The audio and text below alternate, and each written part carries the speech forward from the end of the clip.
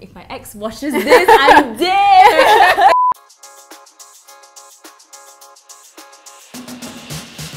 Hi, I'm Liana. And I'm Marissa. Today we have with us the famous and beautiful Alexis. Hello, I'm not famous though, okay? Like that. You're Miss World! You're Miss World, that's like world standard pretty much. Basically, yeah, it's in your title. It's in your title. Miss World Malaysia, not Miss World. I wish I was Miss World, but I didn't win, so... But you were there. You were there. I was there, yeah. You were part of it. Can you tell us a little bit more about yourself? So as you all know, my name is Alexis SueAnn, and I still am a TV host and actress, and I'm the reigning Miss World Malaysia 2019. How was that for you? What was your feeling in that moment when you were announced as Miss World Malaysia? Oh, it was more than anything, it was more of a relief, like a sign of relief, right? Because prior to Miss World Malaysia, I did Miss Universe Malaysia, and that was like my very first pageant. But ever since I was 16, I've always wanted to do Miss World because I resonated with the purpose, which is our motto, beauty with a purpose. So I've always wanted to do Miss World, but at that time, I think the Miss World organization the Miss World Malaysia organization wasn't doing very well.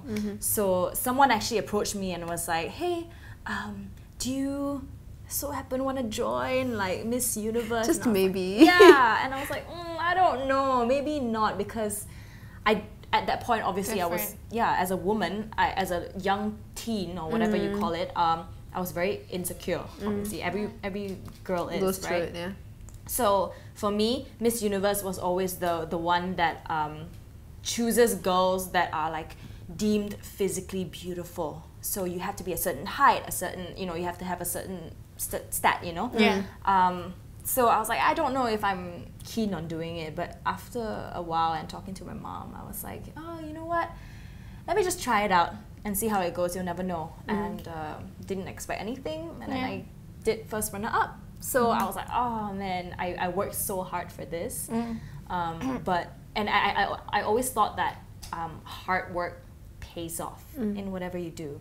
But at that point, I didn't think it was the case, unfortunately. So I think it really got me down to a really bad phase in my life, where there was a lot of arguments with like my ex-boyfriend or how I treated people. I was in general very bitter, which is not me, but it made me like a monster kind of thing. So after that, after like much consideration, I was like, you know what, Mom, I'm gonna try Miss World. I've always wanted to do it.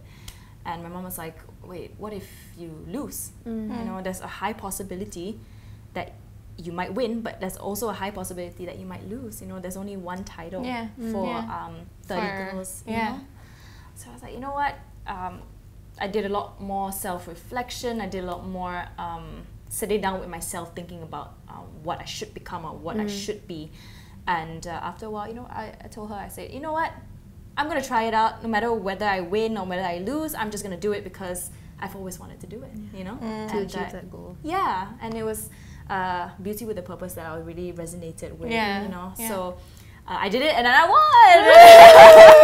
Spoiler alert! There's like a happy ending to the story. Yeah, you can say that, Since we're talking about how much hard work you put into it and how much hard work you put into yourself, our topic for today in relation to yourself and relationship. And beauty, So it's about sacrificing your looks for love.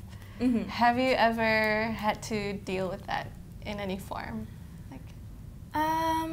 Sacrificing my looks for love, I don't think so, because the person that I was with was also in the entertainment industry. So in that sense, I think he understood why I had to do certain things. And my current boyfriend as well, he's very, very understanding of things. So he wouldn't tell me to change a certain part of your body or whatever. Because when you go into a beauty pageant, obviously you're gonna have people following you, and those pageant fans telling you, you know what, like you should do this. this. Should be like this. You need to have a smaller nose, or you need to, you know what, your chest is small. How did you deal with all that? I just don't. You know, screw it. Yeah, like screw it. I am very comfortable with how I look, and if I'm comfortable, I don't really think other people's opinions would matter to me. But I've also been very lucky in a sense where not many people, a lot of Malaysian pageant fans have really supported me throughout my journey, so I was lucky in that sense. But when it comes to relationships, I don't think any of my partners had a very big say, or had any say. Yeah, they didn't really it didn't really matter to them, you know. And my current boyfriend is really sweet. He never, you know, he told me, you know what, if you want to change something, then that's your own prerogative, but don't change it for him. Number one. For two, because you're insecure. Like if you're secure with yourself, but you know you want to change something because you want to. Yeah, because you want to, that's fine. But if you're changing it because you're insecure, then I would have to disagree with it. You know? Yeah, I like that. Yeah, that's nice. Okay, what about any personal sacrifices that you have done in terms of looks? Have you ever felt the need to change something in your past relationship as well? Maybe like maybe because you heard, oh, your boyfriend likes it this way, or so like you have an experience, no? Yeah. So like back then, my ex preferred like just brunette hair. That's it. So I had like that time I had like balayage going on, so it's like light blonde, right? So I decided, okay, you know what? I have had it for a while, so I'll change it back to brown. But what he liked influenced you as well, right? In a way, yeah. So it's like just, yeah. But when you changed it back, did he not like it? No, it's fine. Oh, yeah, it's fine. Okay. So he liked it. Did he like it better? Better, yeah. He likes it better. But I mean, I did it for myself too because I was bored with the color as well, and I decided to change things up. But then it influenced. It certainly influenced. Yeah. I mean, in some way or another, I from the top of my head, I would say maybe. For my current boyfriend, no. You know, whatever I do, he's really supportive of it. He's really, really sweet. But man, if my ex watches this, I'm dead. It's not bad things. It's just things that happened in the past. Things that Cool. Okay. Things that happened. Yeah. I see him pretty often as well.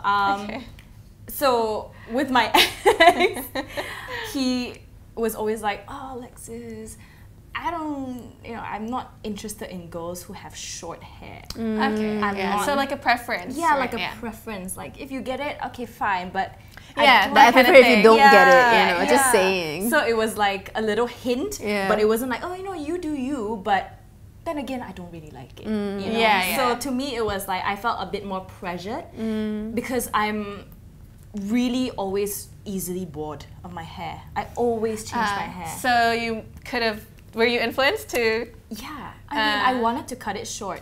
Right? So for me, it was like, oh, you know, if I cut it short, am I gonna be less attractive to him? Yeah, you know. Yeah. So that's what sucked about it. Yeah, technically it kind of influenced, but so yeah, I didn't cut my hair in the end. Do you regret it? No, I don't think I regret it. Did you cut it after you broke up? Oh yeah. A part of you was like, yes. How do you deal when people don't appreciate the changes that you may have done for them, you know? So maybe they might not even realize it, or they do, but they don't show appreciation towards it. Well, if it's my relationship in general, yeah, I if it's your relationship, just go, screw it, you know, like if you don't like me for who I am, I'm gonna just go, you know. Like, I'm not that kind of person. I always like to compensate, and I think that's the secret to a healthy relationship, you know, like sitting down and just seeing what we need from each other, you know. So if I need to change something that you don't like, then you need to change something that I don't like either, if we have a valid reason. You know? Continuing on the topic of sacrifices for love, you work with orphanages, and you did a project recently with baby dumping as well, and single mothers. Can you talk a bit more about that? Why did you choose this as a cause? Yeah, as a cause, as a platform. For a chance for change. Yeah. So basically, to sum it up, Chance for Change is actually a project that I initiated to not eliminate, but essentially cut down the amount of baby dumping that we have in Malaysia, the amount of cases, because a lot of people don't know, but when you really research about it, we're one of the highest in the world. And it's really shocking to us because you would think that countries like India Yeah. or Bangladesh would have a higher rate, but they don't. You know, we have a higher rate in it, and it's really, really sad because we're not as big as India. We don't have billions of people. Yeah. So that would mean like a higher. Yeah. And so I came up with this because my mom, ever since I was 13 years old, my mom started working in a charity foundation. So she would bring me around and she would make me go to orphanage homes or like old folks homes to kind of just play with the kids, or you know, just sing a song, because I was learning guitar back then. She would be like, you know what, I know you're not good at it yet, but Just practice, cheer them Make up. them Yeah. happy. yeah, just make them happy. They don't want perfection. Yeah, you know, yeah. They just want somebody to Entertain be them. Share love Yeah. with. yeah. So I did that, and I found a passion in giving back to my community, and that's why I joined Miss World. Actually, it's all about beauty with a purpose. It's all about giving back, because it's not an average beauty pageant where you just advocate and say, hey, I advocate for this. Yeah. don't You do really anything about do. it, yeah. Really do it, you know. So for me, it's like when I went to Miss World, 120 countries, all the girls had projects that were already out. My personal project for that was Transfer Change. And we separated into two different parts, sustainability and awareness. Awareness is where I team up with Orphan Care Foundation, and we go out to different schools in rural areas, in I wouldn't say poorer areas, but more kampungi areas where sex ed or education on abstinence and everything are not taught to them. So we go out into these areas and we educate them about abstinence, little things like how to say no, what areas when people touch you and you're not comfortable with, what areas are supposed to be touched at. Touch or not okay. Yeah. Exactly, because to us it's so easy, because if I touch you and you're not comfortable, you'll Just be like, whoa, Yeah. Yeah. what? Yeah. But to them, They don't you'll know. be surprised. Yeah, like 14 They year just olds. let it. Yeah, 14-year-olds, 15-year-olds, they still don't know how to say no because they're not taught to say no, you know. So we go out and we reach out to them and we teach them about these things. Sustainability is where I get a company to come in and teach teen mothers who are living in this little home called Rumah Kita to do jewelries, which I'm wearing now. And they're lovely. Thank you. Yeah. All things. So they do them, and then we sell them online. We sell them at charity bazaars. We sell them at all the bazaars that we can think of, and the income would go straight to the mothers and the homes. Nothing goes to us. You see. So this kind of creates a sustainable income for them, because these teen mothers, they're 14, 15 years old and they're pregnant and they can't get a sustainable job. They can't go out to get quality education because they're being hunted down by family members or people who have raped them. That's an eye-opener in a way. But yeah, it's amazing that you do all these things as well. Yeah. Thanks. Oh, that was Yeah, pretty it's heavy. We gotta introduce Never Have I Ever. But like after that, it's kind of. Damn. Okay. Okay. Okay. We will So we segue shall into- move on to the never. Wait. Hearing. Never. The never have I ever I question. ever. And now we're gonna play Never Have I Ever with Alexis. So if you have, you gotta drink up the apple cider. Do you like it? Apple cider vinegar. Yeah, apple cider Smells vinegar. okay, actually. It smells okay? Yeah, I don't know how it would taste, but let's find out. Let's find out. Okay. The first question. Never have I ever Googled my own name to see what comes up. I was just. Okay, I didn't. Next, never have I ever accidentally said I love you to someone. Accidentally. Huh? No, I don't No. What? Really? Okay. I think this is the first time I said I love you romantically. So, cause my ex, he just said it out of nowhere, and then I'm said it back. yeah, and then I was like, I love you too. Never have I ever faked being sick to get out of a date. No. No. I was sick, so. Yes. No, I don't have. Never. Aw. No. I have. Where Don't is make that? me elaborate. Okay. Okay. I'm not gonna Elaborate, who and whatever. No. Let's just say yeah. Okay. Never have I ever tried a cheesy pickup line on someone and it worked.